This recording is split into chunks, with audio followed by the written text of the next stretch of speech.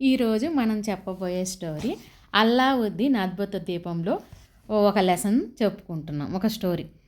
అల్లావుద్దీన్ అద్భుత దీపం. మక్కా నగరంలో ముస్తాఫా అనే దర్జీవాడు ఉన్నాడు. అతను చాలా పేదవాడు. అతని భార్య ఒట్టి అమాయకురాలు. వారికి ఒక్కడే కొడుకు. దేవుడైన అల్లా పేరు మీద ఆ పిల్లవాడికి అల్లావుద్దీన్ అని పేరు పెట్టారు. ఒక్కడే కుమారుడు కావటం వల్ల తల్లిదండ్రులకు అతనంటే ఎంతో ప్రేమ.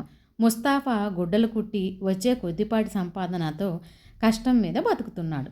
అల్లావుద్దీన్కు చదువు సంధ్యలు అబ్బలేదు. ఆటలాడుతూ ఎప్పుడూ గడిపేవాడు. అల్లరి చిల్లరగా మురికివాడలో ఉండే కొంటె పిల్లలతో కలిసి తిరుగుతూ గోలీకాయలు మొదలైన ఆటలు ఆడుతూ అస్తమానం గడుపుతూ ఉండేవాడు. తండ్రి ముస్తాఫా కుమారుడికి ఎన్నోసార్లు బుద్ధులు చెప్పేవాడు.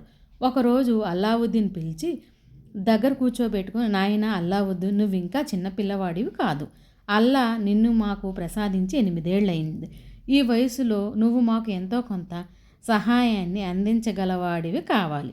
కానీ నువ్వు ఏ విధంగా కుటుంబానికి ఉపయోగపడటం లేదు. ఆటపాటలతో ఆతకాయగా తిరుగుతున్నావు తప్ప మరే మంచి అలవర్చుకోలేదు. ఇప్పుడు నీకు మించిపోయిందేమీ లేదు. ప్రతిరోజు కనీసం కొంతసేపు అయినా నాతో పాటు కూర్చొని దర్జీ పని నేర్చుకో. అదే నీకు తోడు నీడ అవుతుంది. నేను ముసలివాడిని అయిపోతున్నాను. నా తర్వాత నీ తల్లి, నీవు ఎన్నో కష్టాలు పడవలసి వస్తుంది. బాగా ఆలోచించు అని ఎన్నో విధాలుగా నచ్చజెప్పాడు.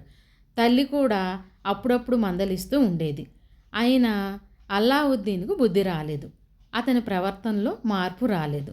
ముస్తాఫా తన దురదృష్టాన్ని తలుచుకుంటూ కాలం వెళ్లదీస్తూ వచ్చాడు.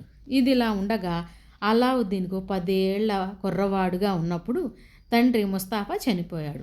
అప్పుడు తల్లి కొడుకులు దిక్కులేని వాళ్ళు అయ్యారు. ఇల్లు గడవటం చాలా కష్టంగా ఉండేది. తల్లి ఆ ఇంట్లో ఈ ఇంట్లో పనిచేసి కొడుకు అల్లావుద్దీన్ని పోషించుకుంటూ వచ్చింది. పేదరికం ఎంత బాధిస్తున్నా తల్లి మాత్రం అల్లావుద్దీన్ని గారాబంగా చూసుకునేది. ఎక్కడైనా ఎవరి దగ్గరైనా పనిలో చేరమని అతన్ని బతిమలాడుతూ ఉండేది. కాలం గడిచింది. అల్లావుద్దీన్కు 15 ఏళ్ళు వచ్చాయి.